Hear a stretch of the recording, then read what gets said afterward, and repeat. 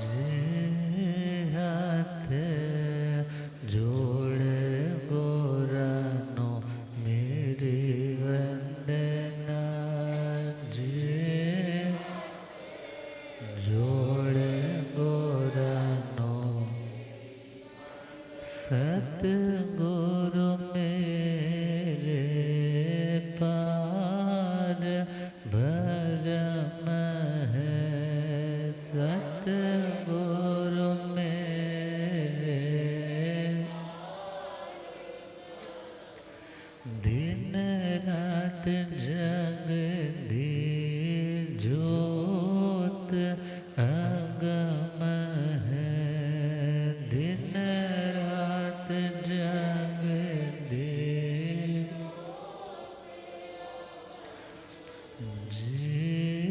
तेरे द्वारे ते आणो नयो संगणा जे द्वारे ते आणो नयो जे हाथ जोड़ गोरानो मेरे वंदना जे जोड़ गोरानो अनंत अनंत शांति के निकेतन शासनपति श्रमण भगवान महावीर स्वामी के पावन चरणारविंदों में हार्दिक भावना वंदन नमन। मेरे अंधेरे जीवन को रोशनी प्रदान करने वाले परम उपकारी आगम ज्ञान के भंडार आगम ज्ञाता आगम पुरुष जिन शास्त्ररत्न हिमाचल के श्री उपाध्याय भगवंत श्रद्धेय गुरुदेव श्री जितेंद्र मुनि जी महाराज साहब के पावन चरण कमलों में हार्दिक भावना वंदन नमन। आदरणीय सेवा भावी श्री प्रशमित मुनि जी धर्म सभा में उपस्थित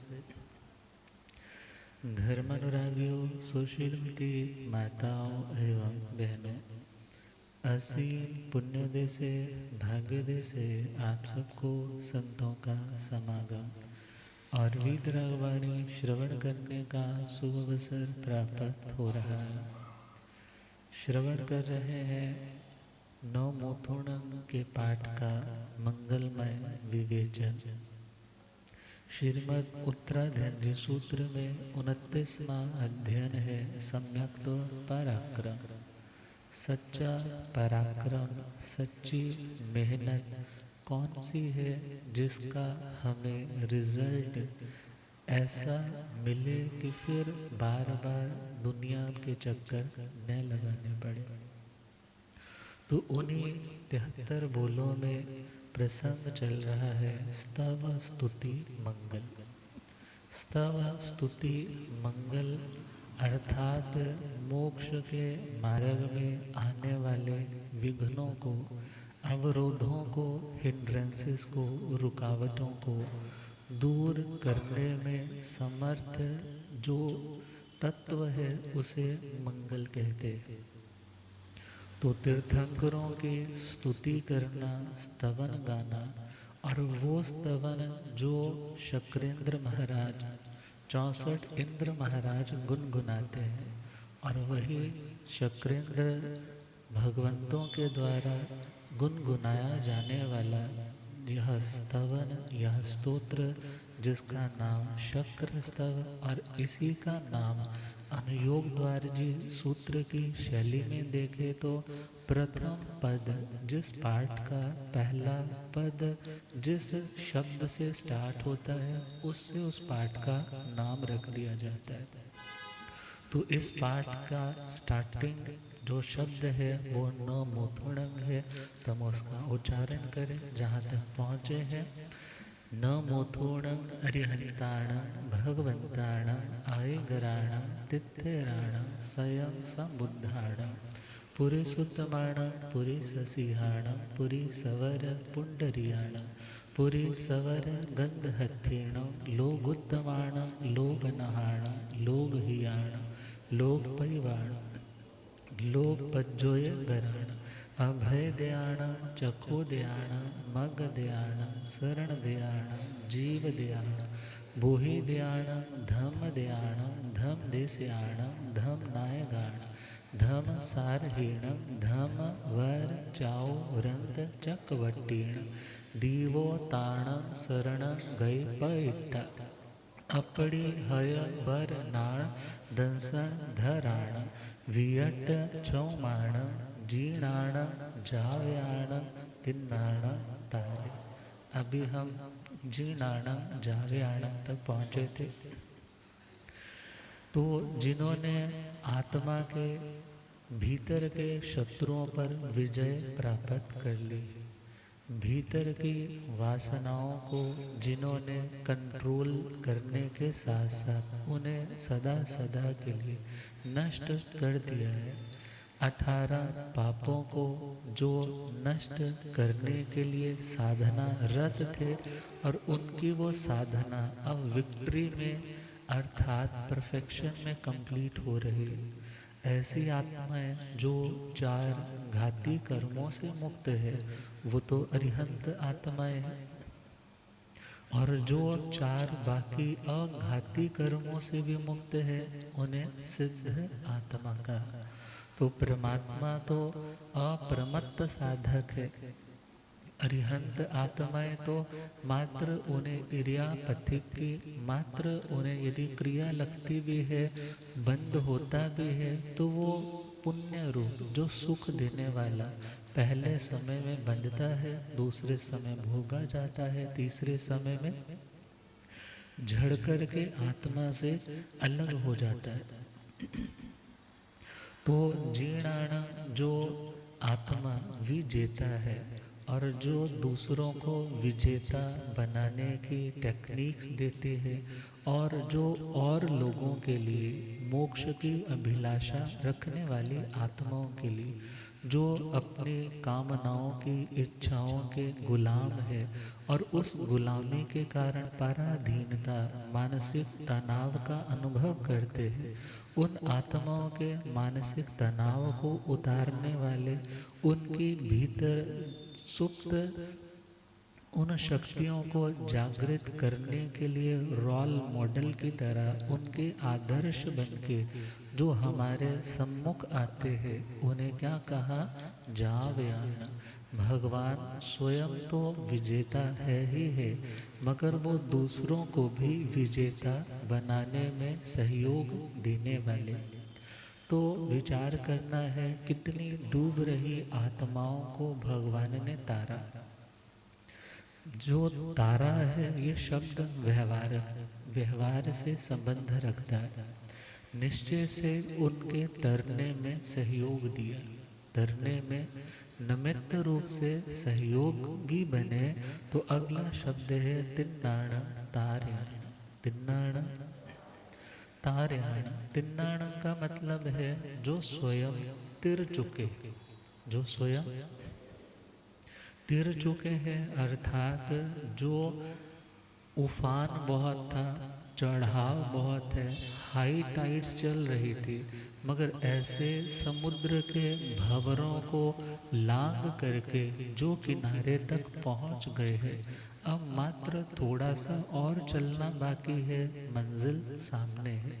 तो अरिहंत दशा में जो आत्माएं हैं वो आत्माएं तो अभी तीरण पूरी तरह से सिद्ध गति में नहीं पहुंची हुई, मगर हाँ वो तीरण अर्थात अपने अंतिम पड़ाव तक पहुंचने के लिए बिल्कुल नियर बाय हो चुके। तो सिद्ध भगवंतों की दृष्टि से परफेक्टली देखें तो वो आत्माएं पूरी तरह से संसार के इस समुद्र को लांग करके जरा, मृत्यु, रोग, शोक आदि व्याधि इत्यादि लहरों से जो भरा हुआ समुद्र है, जहाँ पर पुनर्जन्म पुनर्मरण बार बार देह धारण और देह का त्याग करना पड़ता है, जहाँ पर जन्म का दुख है, मृत्यु का दुख है, रोगों का दुख है, परमात्मा कहते हैं जो आत्माएं धर्म के मार्ग पर चलेगा वो आत्मा इन समस्त दुखों से सदा के लिए मुक्त हो पाएगा। तो परमात्मा स्वयं इस संसार के सागर को पार करके किनारे तक पहुंच गए। दैट्स वाई उन्हें क्या बोला, तिन्नाना। क्या बोला? जो तर गए हैं, जो जैसे एक वर्ड आता है उत्तीर्ण। उत्तीर्ण वर्ड सुना है? उत्तीर्ण का मतलब पास हो जाना, फेलियर होना मतलब डूब जाना, और उत्तीर्ण हो जाना मतलब पार हो जाना। तो जो आत्माएं उत्तीर्ण हो गई है, जो आत्माएं तर गई है, उन्हें वर्ड क्या दिया है? तिन्नाना। उन्हें क्या दिया? अगला वर्ड है तार्याण। जो व्यक्ति खुद डूब रहा है, जो व्यक्ति खुद अभी तैरना नहीं जानता है, ऐसा व्यक्ति हमें डूबते हुओं को बचा नहीं पाएगा। और जो आत्मा खुद तैरना भी जानता है और किनारे तक भी पहुंच गया है, यदि कोई व्यक्ति डूब रहा हो तो उसको सेफली बाहर निकालने में समर्थ कैपेबल होता है। और यह उसे इंडिकेशंस दे सकता है, तुम ऐसे ऐसे करो, ऐसे ऐसे हाथ पैर चलाओ, इन इन चीज़ों तक पहुंचो, फिर तुम इजीली बाहर निकल पाओगे।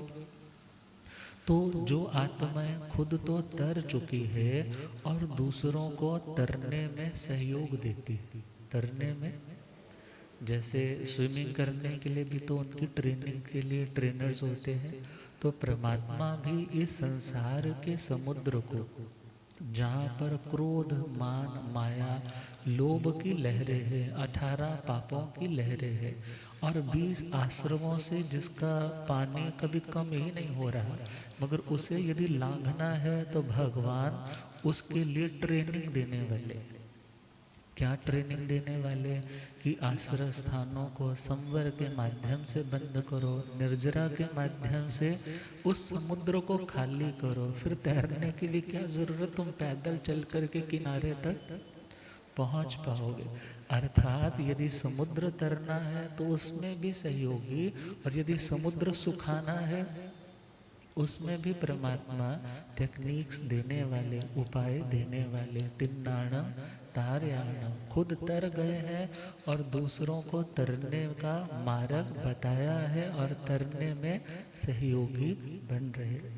अगला वर्ड है बुद्धाणा बोहयाणा। बुद्धाणा बोहयाणा, जो स्वयं बोध को प्राप्त हो चुकी है आत्मा।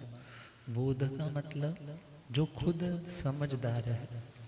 इंटेलिजेंट होना एक अलग टर्म है और वाइज होना एक अलग बात है। अर्थात हमारे बौद्धिक क्षमताओं का विकास हो जाना, वो तो है, हमारा ब्रेन बड़ा शार्प हो गया है, इंटेलेक्चुअल फैकल्टीज बहुत एनहेंस हो चुकी है। व्यक्ति सामने वाले से किसी चर्चा में हारता नहीं है, अपनी बात को पंजाबी में को तो पुंजे नहीं पहन देता है, उस व्यक्ति को क्या बोल देते हैं, बड़ा इंटेलिजेंट है। मगर बहुत बार इंटेलिजेंट लोग भी अपनी जिंदगी में ऐसे कुछ गलत कार्य अटेम्प्ट कर लेते हैं जिसके कारण उन्हें जिंदगी भर उन चीज़ों का पश्चाताप रहता है। अर्थात इंटेलिजेंट होना एक दिमाग की बात है, मगर समझदार होना ये आत्मा के कर्मों का क्षोभशम या उनके क्षय की बात है। तो समझदारी कब पैदा होगी? जब दर्शन मोहनीय कर्म का या तो क्षय हो जाए, मीन्स क्षायक सम्यक तो आ जाए, या उसका क्षोभशम हो जाए, अर्थात क्षायोक्षमिक सम्यक तो आ जाए। तो सच्ची समझ से जो युक्त है, मेरे लिए क्या सही है क्या गलत है, इस नजरिए को जिन्होंने अचीव कर लिया है उन्हें क्या कहा है? बुद्धाणा। क्या कहा है? वैसे बुद्ध 3 तरह के होते हैं, जो ज्ञान पढ़ पढ़ के सीख सीख करके क्या हो जाते हैं? समझदार हो जाते हैं। और कुछ लोग जो श्रद्धानिष्ठ लोग हैं उनकी संगति में बैठ करके उनका मेंटलिटी, उन लोगों का एक एटीट्यूड, उनका way of thinking, thought process, belief system, वो सारे का सारा उन्हीं लोगों के अकॉर्डिंगली चेंज होने लग जाता है। जिन्हें श्रद्धा का, विश्वास का, प्रेम का, परमात्मा प्रेम का लाभ मिल जाए, उन्हें क्या बोलेंगे? दर्शन बुद्ध। कौन से बुद्ध? दर्शन बुद्ध। और तीसरे बुद्ध है समझदार, अर्थात जो अपने चारित्र में, अपनी इम्प्लीमेंटेशन में, आचरण में अपनी उन मान्यताओं को ट्रांसलेट करते हैं।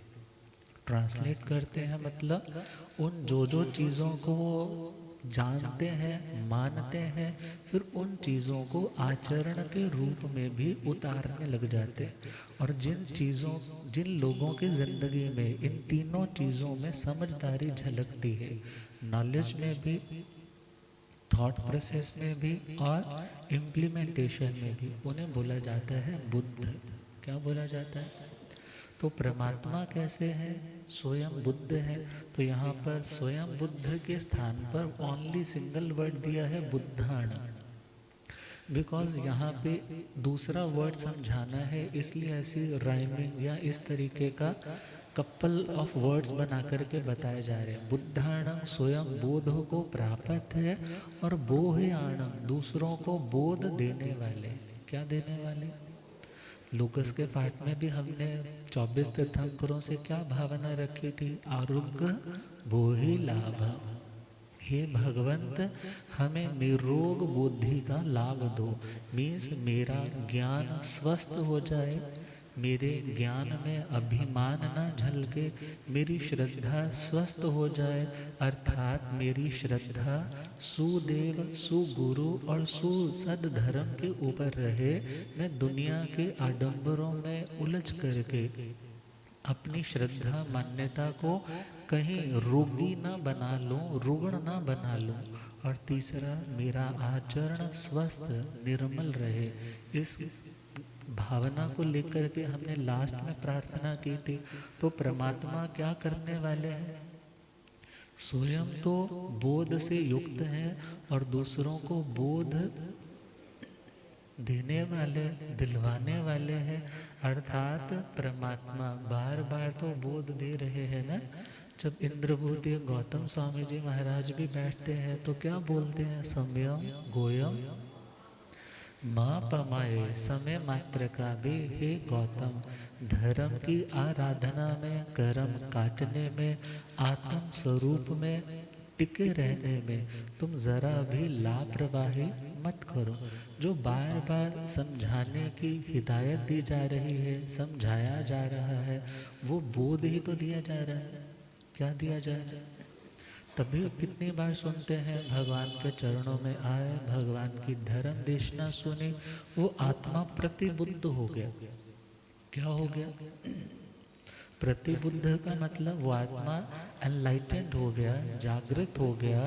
वो आत्माएं इन एक्चुअल में इस चीज़ को रियलाइज करने लग पड़े कि हम बहुत लंबी यात्रा पर हैं, हम जर्नी पे हैं, मगर अभी डेस्टिनेशन आई नहीं है। जो सोई हुई आत्मा को जागृति का संदेश देने के लिए, उनको जागने के लिए, अर्थात बुद्धों को बुद्ध बनाने के लिए। किनको? जो संसार में सोए खोए पड़े हैं वो बुद्धू है, और जो जागृत है वो कौन है? बुद्ध है। तो परमात्मा बुद्धू को भी क्या बना रहे हैं? बुद्ध बना रहे हैं, जो स्वयं बोध से संपन्न है और जो बोध से रहित है, जिनका बोध अभी प्रकट नहीं हुआ, उन लोगों के बोध, उस ज्ञान, दर्शन, चारित्र को प्रकट उजागर करने में जो सहयोग देने वाले हैं। अगला वर्ड है मुत्ताणा मोयगाणा। मुत्ताणा मोयगाणा। मुत्ताणं का मतलब जो मुक्त है। मुक्त का मतलब जो बंधन से रहित है, जो पराधीन नहीं है, किसी के अधीन नहीं है, एनस्लेव्ड नहीं है, किसी के गुलाम नहीं है। ना हाथों में हथकड़ी है, ना पैरों में कोई जंजीर है, ना कैद खाने में है। क्योंकि ये कैद खाना तो द्रव्य का बंधन है। कौन सा बंधन? मगर भावों की दृष्टि से हम किसी के साथ आसक्ति के बंधन में, राग के बंधन में बंधे होते हैं और किसी के साथ द्वेष के बंधन में बंधे होते हैं। मगर परमात्मा ने तो दोनों तरह के बंधनों को, क्योंकि आता है दो ही बंधने हैं, राग बंधने हैं, दोष बंधने, तो परमात्मा ने दोनों तरह के बंधनों को क्या कर दिया, क्या कर दिया, तोड़ दिया। कोई आकर के चरणों में मस्तक रगड़ता है, चंदन का लेप लगाता है, तो भी परमात्मा उसके प्रति राग नहीं करते, आसक्ति नहीं करते, उसके लिए पागल या पॉजेसिव नहीं होते, ये मेरा हो गया है, ये मेरा ही बना रहेगा, इस तरह का वो मन में भी ख्याल नहीं लेकर आते। बिकॉज वो जानते हैं इन रियलिटी रिलेशंस दुनिया के रियल नहीं है, वो तो कर्म के कारण मिली हुई एक अवस्था है, एक व्यवस्था है। इसलिए वो हमेशा आत्म रमण में रहते हैं, आत्म भाव में रहते। और यदि कोई संगम देवता जैसा कष्ट देने के लिए आ जाता है, या गौशाले जैसा, क्योंकि 2 एपिसोड हुए थे ना, पहले एपिसोड में तो जब भगवान का साधना काल चल रहा था तो वैश्यायन बाल तपस्वी ने गौशाले की उस उदंडता, धृष्टता, उस नीचता के कारण क्रुद्ध होकर के तेजोलेशा छोड़ी थी। तो भगवान ने उस उष्ण तेजोलेशा को क्या किया था, शीत तेजोलेशा के माध्यम से, जैसे सपोज आज अभी हम पहले स्टार्ट हुआ था ना, जब मिसाइल छोड़ी जा रही थी, तो इधर से एंटी मिसाइल, वो 400 कुछ ऐसा नाम था ना, तो उधर से कुछ आया, मगर परमात्मा ने क्या किया, सामने से क्रोध वाली वाइब्रेशन आ रही है, मगर भगवान ने क्षमा वाली वाइब्रेशंस, करुणा वाली वाइब्रेशन से उसको क्या किया, न्यूट्रलाइज कर दिया, उसको ख़त्म कर दिया। एक एपिसोड तो ये वाला था जहाँ पर परमात्मा के लिए कहा अभय दयाण, क्या देने वाले, अभय देने वाले। मगर दूसरे एपिसोड में भगवान को केवल ज्ञान हो चुका है। और श्रावस्ती नगरी में जब गौतम स्वामी जी महाराज गोचरी पर जाते हैं तो लोग क्या कहते हैं, यहाँ पर तो 2-2 तीर्थंकर है। कितने तीर्थंकर, क्योंकि गौशालक भी खुद को क्या अनाउंस कर चुका है कि मैं भी तीर्थंकर हूँ। बिकॉज जब परमात्मा ने उसको उस तेजोलेशिया से बचाया था तो उसने घबरा करके फिर पूछा था कि ये भगवान ये क्या था, तो भगवान ने कहा इसके पास तेजोलेशिया की साधना थी। पूछा ये कैसे होती है, भगवान ने सरलता से बता दिया। अब उसने उसी की साधना करके क्या किया, तेजोलेशिया की प्रैक्टिस की, सीख लिया, उसको साध लिया, और फिर उसी का अटैक किस पे किया बाद में। मगर परमात्मा उस समय भी उसके प्रति द्वेष के बंधन से अपनी आत्मा को बांधने वाले नहीं थे। बिकॉज परमात्मा तो क्या हो चुके हैं, 2 तरह के मुक्त है, सदेह मुक्त, विदेह मुक्त। सदेह मुक्त का मतलब है जो देह में, शरीर में रहते हुए भी राग और द्वेष के बंधन से मुक्त हो चुके, उन्हें क्या बोलेंगे, बोलो सदेह। विद बॉडी भी वो आत्मा कैसे है, लिबरल आत्मा है।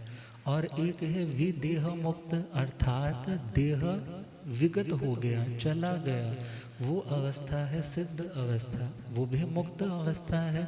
और देह में रहते हुए भी परमात्मा उनके लिए तो आता है वायु रिव अपरिबद्ध विहारा, अर्थात जैसे हवा किसी जगह से बंधती थोड़ा ही है, बंधती है, हवा किसी जगह से जुड़ करके रहते हैं, बल्कि वो तो मूव ऑन आगे आगे बहती रहती।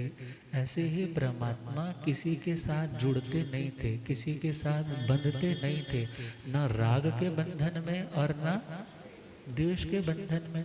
और खुद से पूछो, आज यदि दुखी है, स्ट्रेस में आ रहे हैं, तो क्यों आ रहे हैं, भूतकाल की बातें हो चुकी है, मगर अभी भी उन बंधनों से क्या है, हम बंधे हुए, उन यादों से जुड़े हुए, जिसके कारण अभी भी हम मुक्त आनंद का एहसास नहीं कर पाए।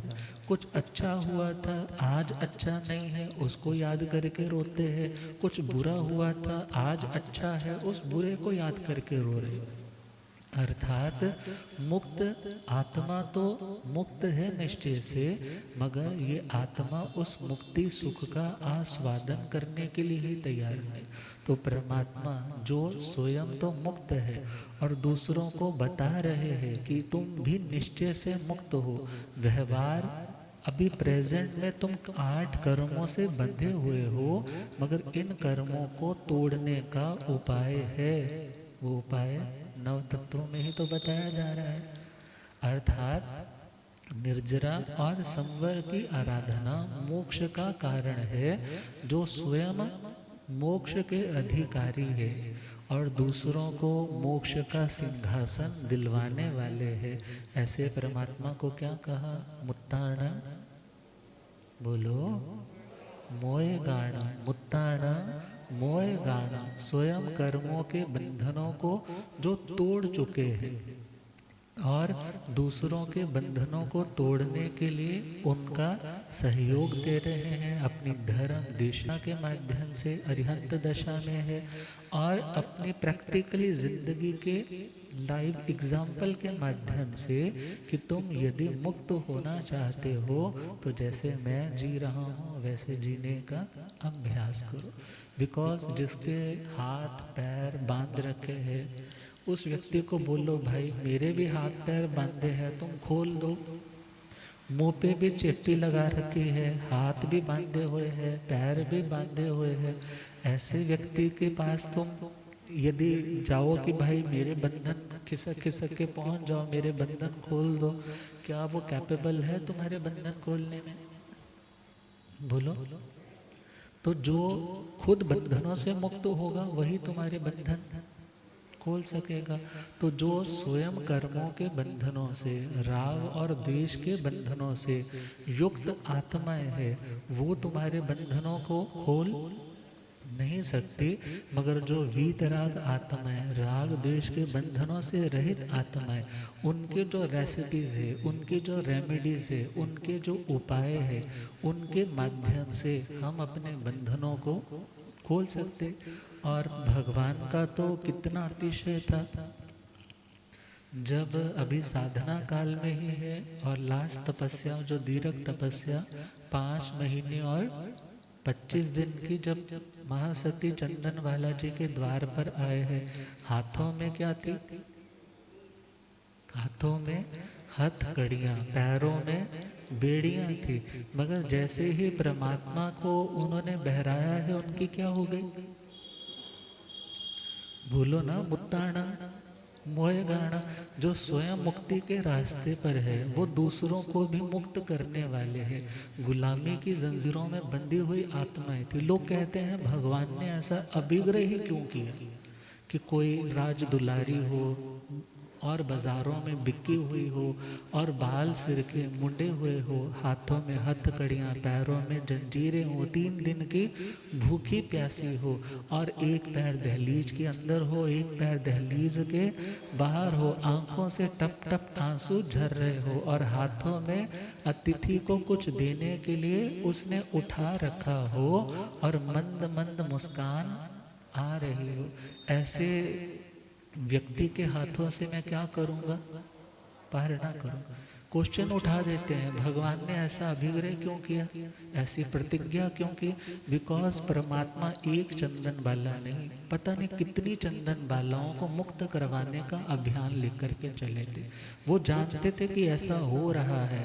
घर घर में दासियां बन करके बड़े बड़े परिवारों की कन्याएं पहुंच चुकी, मगर मानव उन्हें उन द्रव्य बंधनों से मुक्त करवाने के लिए और उनको एनलाइटेंड करके, उनको जागृत करके भाव बंधनों से मुक्त करवाने की प्रेरणा करने के लिए उन्होंने ऐसा अभिग्रह किया। और जैसे ही परमात्मा को केवल ज्ञान होता है, धर्म संघ की स्थापना होती है, इधर गौतम स्वामी इत्यादि 11 गणधर दीक्षा ले रहे हैं और उधर वसुमती जी को भी देवता के द्वारा वहाँ पर लाकर के उपस्थित कर दिया जाता है। और कितने समुदाय के साथ वो अपनी, कितनी सखियों के साथ, बहनों के साथ दीक्षा ग्रहण करती है, जो स्वयं कर्मों के बंधनों से मुक्त और दूसरों के बंधन खोलने वाली। उन्हें क्या कहा? मुत्ताड़ा। अगला है सव नूणं सव दरी सीन। सवनूणं का मतलब है सवन्नु। सवन्नु मतलब सर्वज्ञ। सर्वम जानाति इति सर्वज्ञ, जो सब कुछ जानते हैं, जिनके लिए कुछ भी छिपा हुआ नहीं है, जिनके लिए कुछ भी पर्दे में नहीं है, जिनके लिए कुछ भी हाइड नहीं है, ऐसी आत्माओं को क्या कहा जाता है? सर्वज्ञ।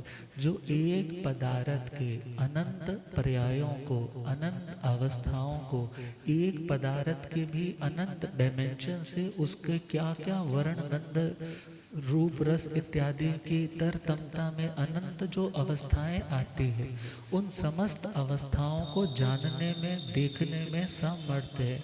वर्ड आता है हस्तामलक वत। किसके समान? हस्त का मतलब हाथ, आमलक का मतलब आंवला, वत का मतलब जैसे। जैसे हाथ पे रखा हुआ आंवला, जोर तो नहीं लगाना पड़ता देखने में, जोर लगता है देखने में, बिल्कुल इजीली दिख जाता है। किसी भी डायमेंशन से देखना है उसको देख पाते हैं कि अच्छा ये आंवला रखा हुआ। जैसे हाथ पे रखे हुए आंवले को देखना इतना इजी होता है ना, ऐसे सर्वज्ञ आत्माओं के लिए पूरे ब्रह्मांड को, एक एक आत्मा के अनंत अनंत पर्यायों को, भूत को, भविष्य को, वर्तमान को, उन सभी अवस्थाओं को देखने की क्षमता होती है। इसलिए उन्हें क्या बोला? सवनूणं। क्या बोला? सवनूणं।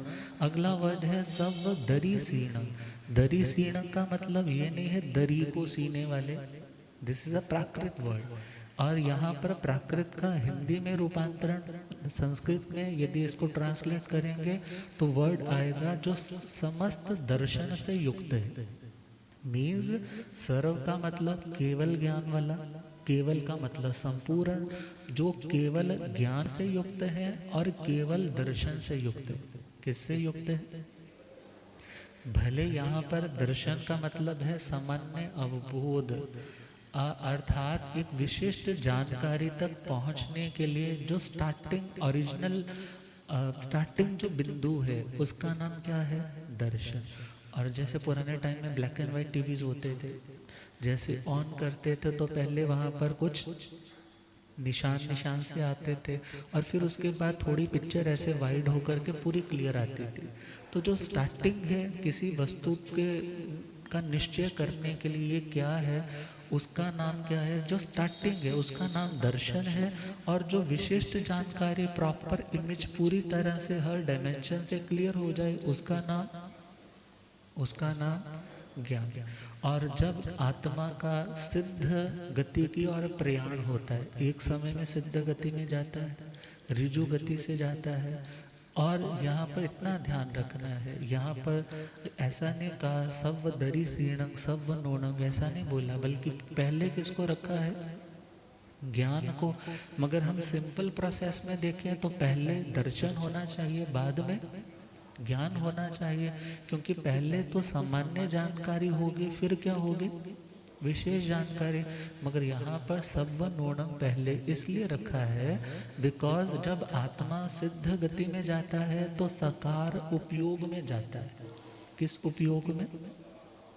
और साकार उपयोग कहा जाता है जिसमें आकार अर्थात वस्तु के अलग अलग विशिष्ट पर्यायों को जानने की क्षमता आ जाती है। अर्थात जब सिद्ध गति होती है तो पहला जो समय है वो साकार उपयोग मतलब केवल ज्ञान, और सेकंड समय में केवल दर्शन। सिद्ध गति में भी यह प्रोसेस चलता रहता है, केवल ज्ञान से केवल दर्शन में, केवल दर्शन से केवल ज्ञान में, केवल ज्ञान से केवल दर्शन। तो परमात्मा कैसे हैं? सवनूणं सवधरी सीण, सर्वज्ञ है और सर्वदर्शी है। दो वर्ड आते हैं ना, सर्वज्ञ और सर्वदर्शी। सर्वज्ञ का मतलब केवल ज्ञान से युक्त है, और सर्वदर्शी का मतलब केवल दर्शन से युक्त है। क्लियर हो रहा है ना? आगे चले तो अगला वर्ड, जिस लोकेशन पे, जिस पोजीशन पे, जिस स्थान पे वो अरिहंत दशा कंप्लीट करके सिद्ध अवस्था में पहुंचते हैं, अब उस लोकेशन के बारे में बताया है। वो स्थान कैसा है? जैसे आपने घर लेना हो तो पूछते हो ना, वहाँ गली मोहल्ला कैसा है भाई, पानी आता है टाइम पे, नहीं आता, बिजली के कट तो नहीं लगते, चोरी चकारी तो नहीं होती है, कोई डेंगू वेंगू तो नहीं वहाँ पर, हाँ क्लीनलीनेस है ना? तो जब हम मोक्ष की बात करते हैं तो वहाँ की लोकेशन कैसी है, वहाँ का एम्बियंस कैसा है, उन सिद्ध मुक्त आत्माओं के रहने का स्थान कैसा है? तो कहा है शिव मयल मरुव मणंत मखय मव्वा वाहा मपुण रावित्ति सिद्धि गई नाम धिय ठाण संपत्ताण नमो जिणाण जिये भया। तो यहाँ पर सिद्ध गति जिसका नाम है, सिद्धि गई नाम धियम, सिद्धि गति नाम है जिसका, ऐसे स्थान को संपत्तान जो प्राप्त कर चुके हैं, संप्राप्त अच्छी प्रकार से प्राप्त कर चुके हैं, उन्हें नमस्कार करना है। मगर वो सिद्ध गति के विशेषण बताए हैं, 7 उसके स्पेशल उसके देखा जाए तो क्वालिटीज बताई हैं 7। पहला पॉइंट है शिवम, क्योंकि वर्ड तो क्या है, शिव मयल मरुव मणंत, मगर इसको यदि हम थोड़ा ब्रेक करें, संधि विच्छेद करें, तो वर्ड बनेगा शिवम अयलम, शिवम अयलम अरुयम अनंतम अक्षयम अव्वावाह अपुनरावृत्ति। तो पहला वर्ड है शिव। वो स्थान कैसा है? शिव। शिव बोलते हैं कल्याण को, शिव बोलते हैं जहाँ पर किसी भी प्रकार का उपद्रव नहीं है। उपद्रव का मतलब कोई दंगा फसाद नहीं है, कोई झगड़ा टंटा नहीं है, कोई चोरी इत्यादि नहीं है। अर्थात जहाँ पर किसी भी तरह का कोई उपद्रव, किसी भी तरह का कोई कष्ट नहीं है, उस स्थान का नाम क्या है? शिव। वैसे तो शमशान घाट को भी क्या बोलते हैं? हाँ, शिव धाम बोल देते हैं, मोक्ष धाम बोल देते हैं, मगर वहाँ पर जाकर के तो नेक्स्ट लोकेशन में तो कर्म सहित आत्मा तो जाएगा, मगर मोक्ष ऐसा स्थान है जहाँ पर शवों की यात्रा से मुक्त होकर के आत्मा सदा सदा के लिए अपने कल्याण स्वरूप शिव रूप में विराजित हो जाता है। अगला शब्द है अयलम। अयलम को हिंदी में कन्वर्ट करें तो वर्ड है अचल। कौन सा वर्ड? अचल। अचल का मतलब जो चले नहीं, चले नहीं मतलब जो अस्थिर नहीं हो, जो स्थिर हो, जो स्टेबल हो। अर्थात वहाँ वाली आत्मा टोटल स्टेबल आत्मा है। कैसी आत्मा है? स्टेबल आत्मा है। दूसरी बात, प्रधानमंत्री बने हैं तो उनको भी क्या रहता है, 5 साल के बाद 5 साल की टर्म रहती है, उसके बाद क्या होना, दोबारा से इलेक्शन हो गई, एमपीस मेरी वाली पार्टी के आए हैं तो उसके अकॉर्डिंग वोटिंग हो गई। मीन्स कुर्सी को खतरे है। राष्ट्रपति को भी पता है कि कुछ सालों में मेरी टर्न या उससे पहले भी टर्न मेरे को उतारा जा सकता है। मगर मोक्ष की स्थिति ऐसी है जहाँ पर कोई आपको अपने उस स्थान से चलित नहीं कर सकता, हिला नहीं सकता, उतार नहीं सकता। अर्थात जहाँ पर आपकी आध्यात्मिक स्थिरता भी है और आप जिस स्थान पर हो वहाँ पर भी आप सदा के लिए परमानेंटली स्थिर हो। परमानेंटली क्या हो, समझ आ गया? आगे चले। अगला वर्ड है अरुयम, मतलब अरुज। रुज बोलते हैं रोग को। किसको? अरुज का मतलब है जहाँ पे कोई रोग नहीं है, जहाँ पे कोई रोग क्यों होता है? कर्म के कारण। रोग क्यों होता है? कर्म के कारण। रोग क्यों होता है? बद परहेजी के कारण। हाँ, कुछ सिंपल कारण भी तो है ना प्रैक्टिकल लाइफ में देखे। मगर जो कर्मों से मुक्त है मतलब शरीरों से मुक्त है, कर्मों से मुक्त है मतलब शरीरों से मुक्त है, शरीरों से मुक्त है अर्थात अब कर्म ही नहीं रहा तो रोग कहाँ से आएगा, सिंपल। अर्थात वो आत्माएं कर्म के बंधनों से मुक्त है। दैट्स वाई वहाँ ना कोई मानसिक रोग है, ना कोई शारीरिक रोग है, और ना ही कोई प्राकृतिक आपदा के कारण फैलने वाले कोई एपिडेमिक को महामारियां है। अर्थात वहाँ पर वो आत्माएं टोटल निरोग अवस्था में। किस अवस्था में? निरोग का मतलब स्वस्थ, निरोग का मतलब स्वस्थ, स्वस्थ का मतलब स्व, स्व का मतलब सेल्फ, स्व का मतलब सेल्फ, अपनी आत्मा में। स्थ का मतलब स्थित होना। वो आत्माएं अपनी आत्म भावों में स्थिर रहती है, इसलिए निरोग रहती है। अक्सर दुनिया में हम रोगी कब बनते हैं? जब अपने आत्म भावों में नहीं रह पाते। बहुत से रोग तो ईर्ष्या के कारण पैदा होते हैं, राग आसक्ति के कारण पैदा होते हैं, क्रोध के कारण पैदा होते हैं। तो परमात्मा कह रहे हैं कि वो स्थान ऐसा है जहाँ पर कोई रोग, कोई डायबिटीज नहीं है, कोई हार्ट फेलियर की प्रॉब्लम नहीं है, कोई मलेरिया नहीं है, कोई कोविड नहीं पहुँचता वहाँ पे, कोई रोग नहीं है। अर्थात वो स्थान कौन सा? सिद्धि गई नाम धियंग ठाण। अगला वर्ड दिया है विशेषण अनंतम। अनंतम का मतलब बिकॉज आप होटल में जाते हो, आप सपोज वहाँ की फैसिलिटीज़ बहुत अच्छी है, मगर आपने चेक इन किया है तो चेकआउट भी करना होता है। यदि आज गए हो तो कुछ दिनों के बाद पैसा ख़त्म होगा और आपको वहाँ से चलना पड़ेगा। जिंदगी में भी सुख आता है और चला जाता है। खुद से पूछो ना, कितने दिन सुखी रहते हो? सुख के बाद कौन आता है? दिन के बाद कौन आती है? रात आती है। मगर वो स्थान ऐसा जिसकी आदि तो है, शादी तो है, मगर वहाँ की जो टाइम ड्यूरेशन है वो अनंत, उसका कभी अंत आता नहीं। अगला वर्ड है अक्षयम, अर्थात अक्षय। अक्षय का मतलब जिसका क्षय न हो। गुरुदेव पढ़ा रहे हैं, हो रब मेरा सतगुरु बन के आया मैनो।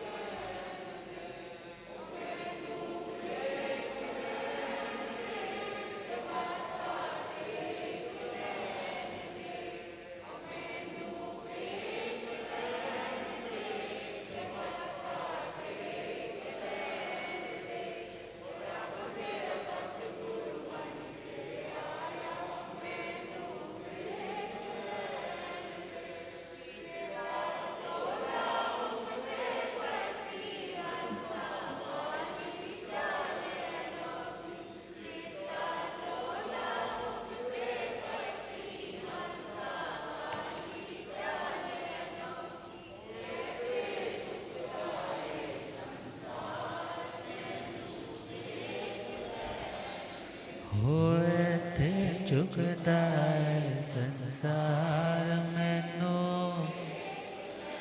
हो रब मेरा सतगुरु बन के आया मैनो। बुलिया ज्ञाता आगम पुरजन शासरत हिमाचल केसरी उपाध्याय भगवंत श्रद्धे गुरुदेव श्री जितेंद्र मुनि जी।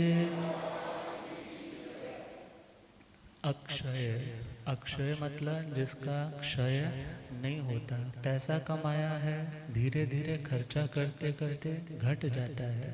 पानी स्टोर करके रखा है, पीते पीते पानी क्षय हो जाता है। मगर वहाँ के सुख की स्थिति, वहाँ के शांति की स्थिति, आनंद की स्थिति वो कभी भी क्षय मीन्स घटती नहीं है। तो अक्षय और अव्वा बाहा मतलब अव्याबाद पुनरावृत्ति, इनके ऊपर अब कल डिस्कशन करेंगे। तो दो पंक्तियां गुनगुना ले।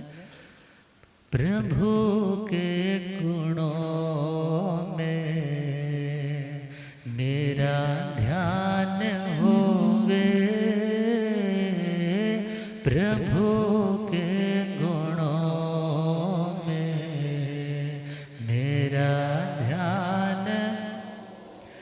कि जिससे सदा मेरा कल्याण होवे,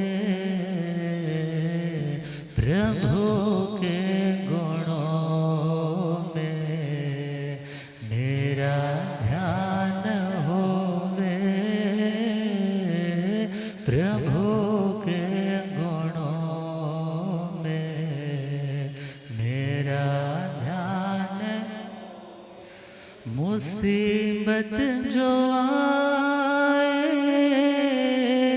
ना घबराए दिल, मुसीबत जो आए ना घबराए, मुसीबत जो आए ना घबराए दिल, मुसीबत जो आए ना घबराए।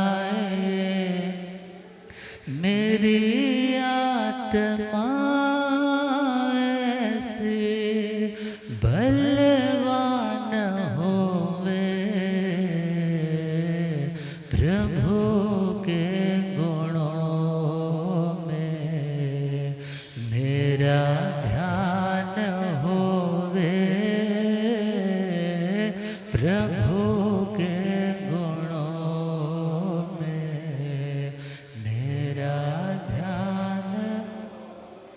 तो अक्षर गुरुदेव कृपा करें इन्हीं भावनाओं के साथ।